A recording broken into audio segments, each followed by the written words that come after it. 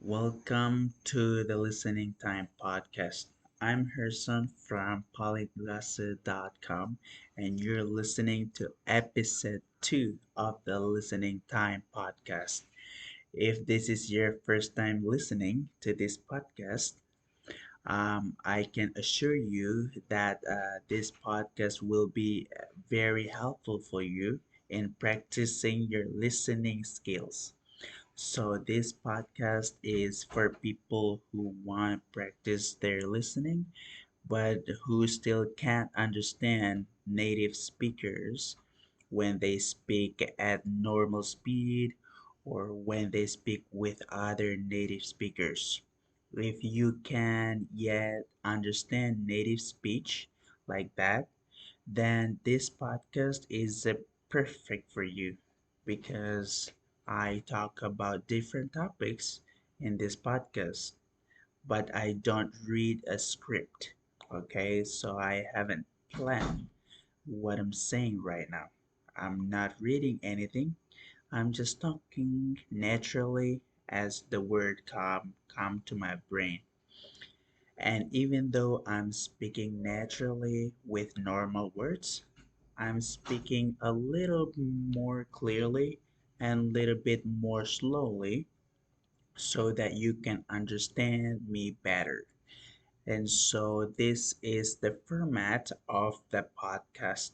I talk about a couple different topic each time in a clear and a little bit slower way, but still natural speech. I'm still speaking with the words and phrases and expressions that I would normally say in real life. I also have the transcript to available to attach every episode. So if you need to transcript to help you understand what I'm saying, you can find transcript with every episode. So that should also be helpful for you. Okay, so in this episode, I'm gonna talk about two different topics. I'm gonna talk about breakfast and I'm gonna talk about camping. Two random topics, but two interesting topics. So before we start, remember that if you need more listening practice, you can go to www.polyglossa.com and sign up for our listening practice seminars to practice your listening. The seminars are only $1 each. So make sure you to sign up if you want to practice more. Okay, let's get started. Are your ears ready? You know what time it is. It's listening time. All right. So first, we're gonna talk about breakfast. This is actually a really good topic for me. This is one of my favorite topics because breakfast is probably my favorite meals of the day, right? We usually have three meals: breakfast, lunch, and dinner. Or maybe in your country there are more than three meals, but in most cultures and most country we have some kinds of breakfast, right? It's the first meal of the day. So first, I want to tell you a little bit about the American breakfast, the classic American breakfast. People see a certain styles of American breakfast when they watch American movies and TV show, and for the most part, this image of the American breakfast is pretty accurate. But what I would say is that we don't eat this type of bread every day. So on Monday, Tuesday, Wednesday, Thursday, Friday, on weekdays, most Americans don't have time to make a big breakfast, right? We have to get ready, we have to prepare ourselves for the day at work, and we don't have a bunch of time to practice. I mean, to cook break to cook breakfast in the morning. So many Americans tend to make a simple breakfast, or they might not even cook anything. They might eat cereal and milk. When I was elementary school, middle school, and sometimes when I was in high school, I would eat cereal for breakfast. I love cereal, and it wasn't a bad breakfast. I actually enjoyed this. I'm sure many of the listening time listeners, probably enjoy cereals as well. It's good. There's the reason why it's so popular among people everywhere in the world. Some of my favorite breakfasts were, let's see, honey nut Cheerios, apple cinnamon Cheerios, apple jacks, a lot of different cereals. But yeah, many Americans eat cereal on the weekdays, but on the weekends, we like to eat a bigger breakfast. You've probably seen the Americans' breakfast in TV show or movies where the family sits down and eats eggs and bacon and pancakes and all kinds of things like that. We don't do that every weekend for sure, but it's definitely something that we do often, right? Or we like to go out to restaurants to eat breakfast there. So maybe we don't want to cook pancakes at home, but we want someone else to cook pancakes for us. So we go out to have some breakfast on a restaurant. This is pretty common. I did this a lot when I was growing up with my family or even as an adult. I still do this a lot. So, breakfast is in other countries besides America is very different, right? I haven't tried traveled to many countries, but in the country where I have traveled to, I noticed big differences in different types of breakfast. So in Europe, for example, breakfast is very small, right? I was really surprised when I first went to Europe and when I was in Spain and Portugal, I realized that breakfast is not a big meal there. If you are in, if you were there for many years, breakfast is simply a piece of bread with some butter or jam, um, toast. I would say butter toast or toast with jam or some kind of sweet bad bread or something like that. Plus orange juice or coffee, right? And that's it. Maybe French people people might just eat a croissant and cup of coffee or a small espresso or that's it. For me, as an American, oof, that's tough. That's not easy for me to eat and not eat anything else. All right, I want a little bit more than that. But I know that some people don't want to eat that much for breakfast, right? I understand that. And I'm sure some of my listeners and other places around the world have even different styles of breakfast, not just like American or European, but something else that I just don't know. So I'd be interested to learn about all over the world. And that my typical breakfast is kind of like an American breakfast, typical American breakfast. Nowadays, my wife usually cooks me eggs, bacon, and maybe even hash brown or toast or something like that. and hash brown or potatoes that we used to eat for breakfast. I don't really know how to describe them very well, and kind of fried, or maybe they're not. I don't know, but they taste really good. You've probably seen them before. They call hash brown. I sometimes eat them, and usually we also eat some fruit for breakfast.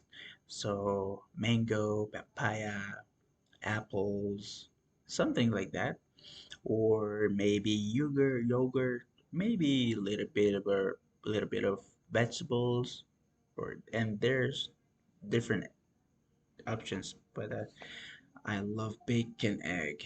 I love that combination. So that's one of my favorite breakfasts. And then in regards to coffee, coffee is another big part of our breakfast. Not me personally, but Americans in general, people tend to drink pretty big cup of coffee in the morning. If you've probably seen that before, they don't normally just drink small spread of shot. People will usually drink mug of coffee.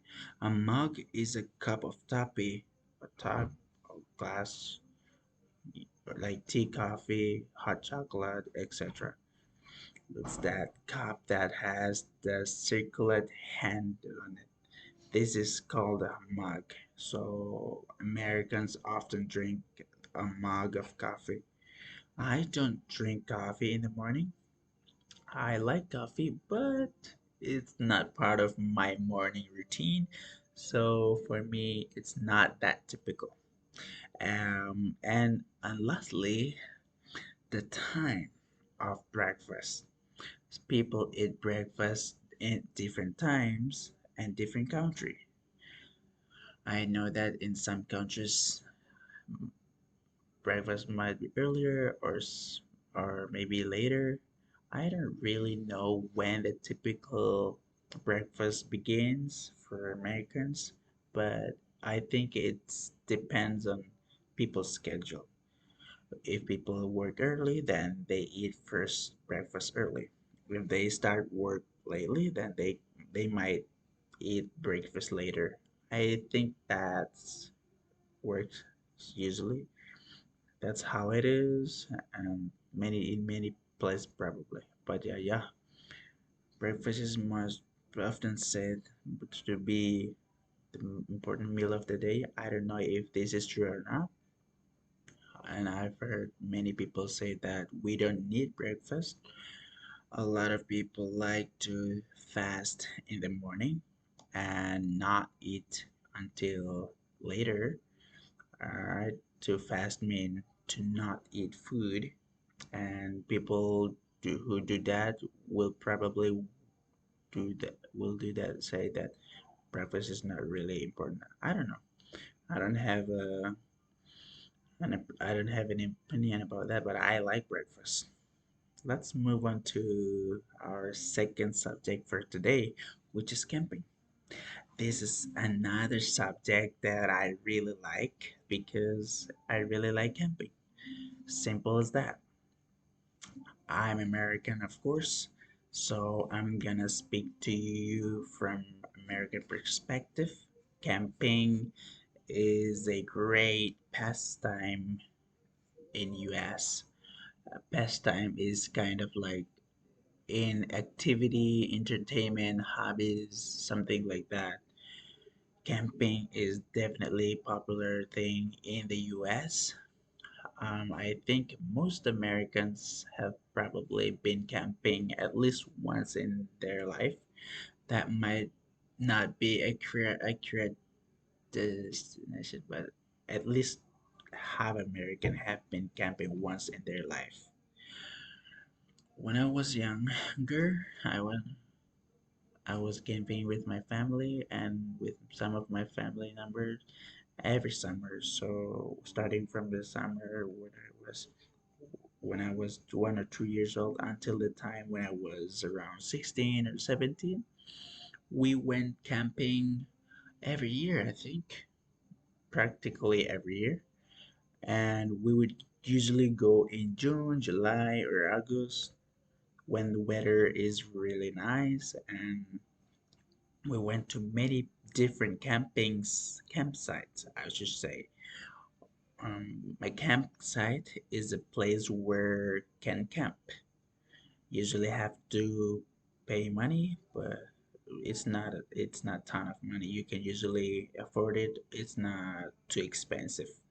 So we went to many campsites when I was younger, and some of the campsites were more um, crowded, and they have more people. And in some campsites were more remote.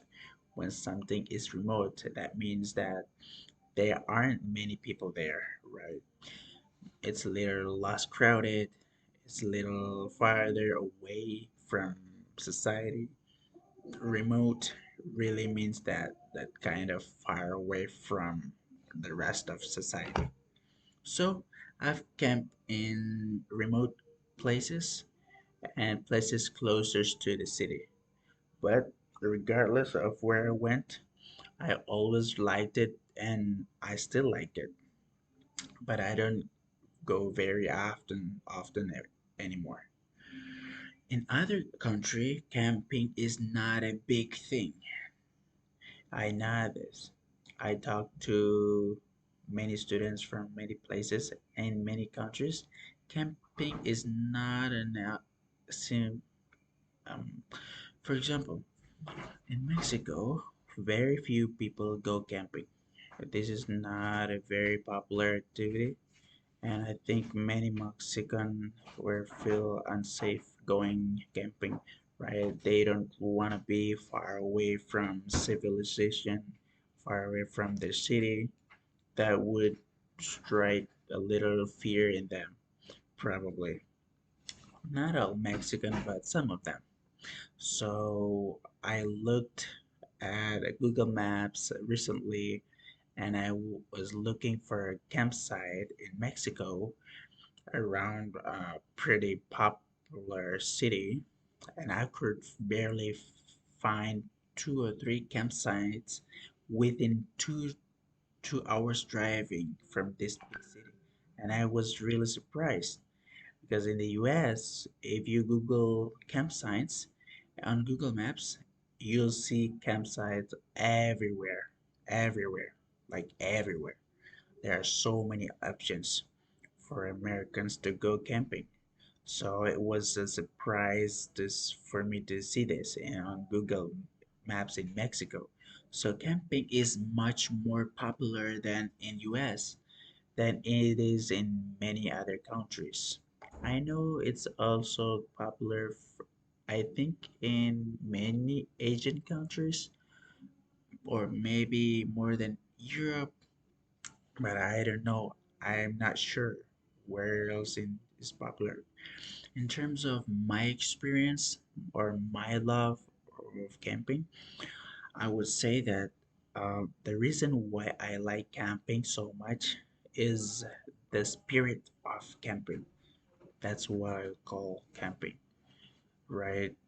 What I'm talking about is the act of living civilization, living the city, and going into the nature and surviving and being there without a lot of appliances and tools and electronics and everyday things.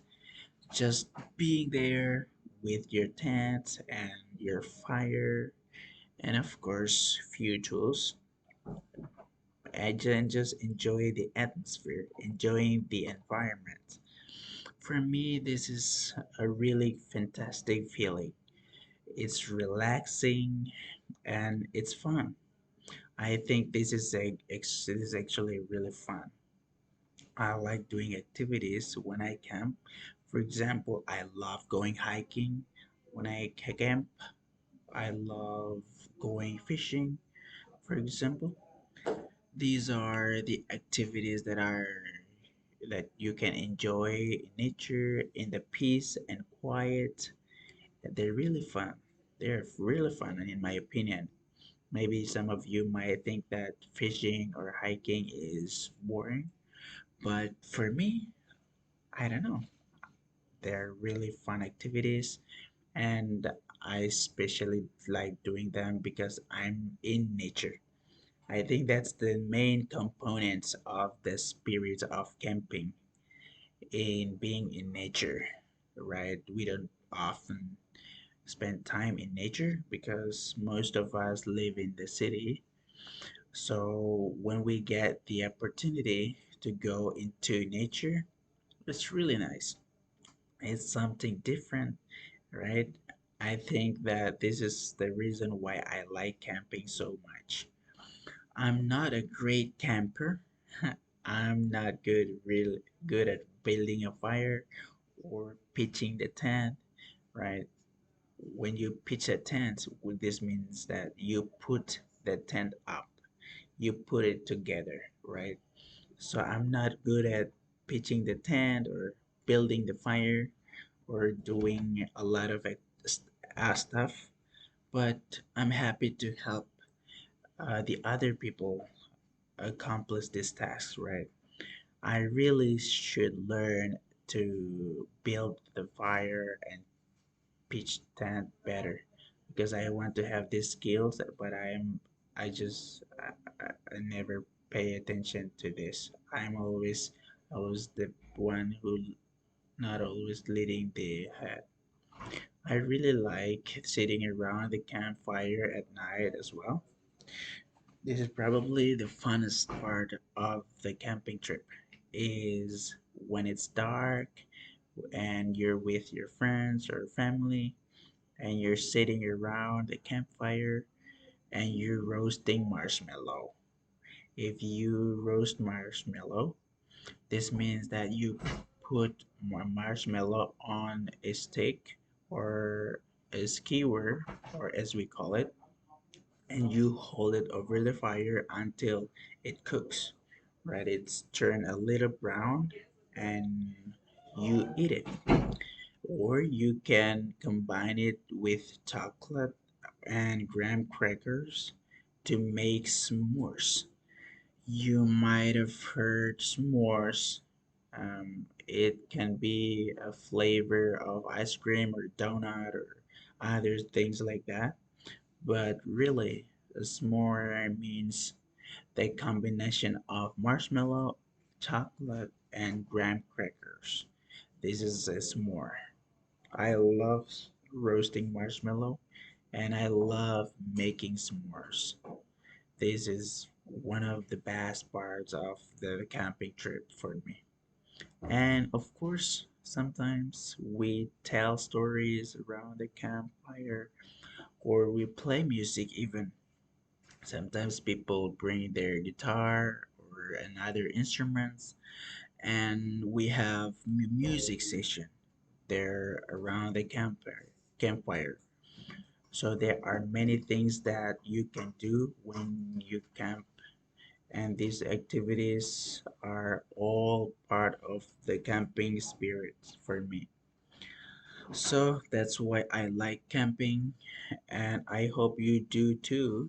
Or if you don't, I hope you try camping sometimes just to see what it's like, just to have the experience, and who knows, maybe you like it.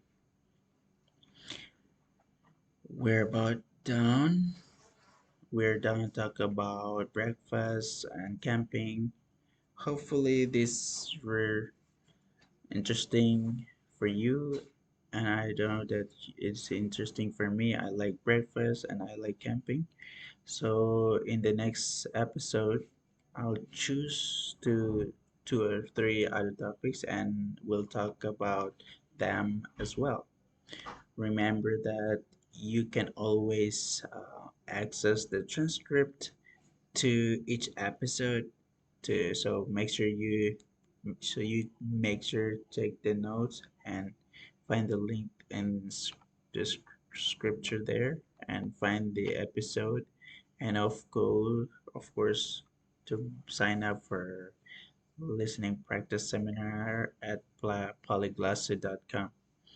If you need more practice, they are only $1. So thank you for listening today's episode, and I hope you come back for another episode. Thank you.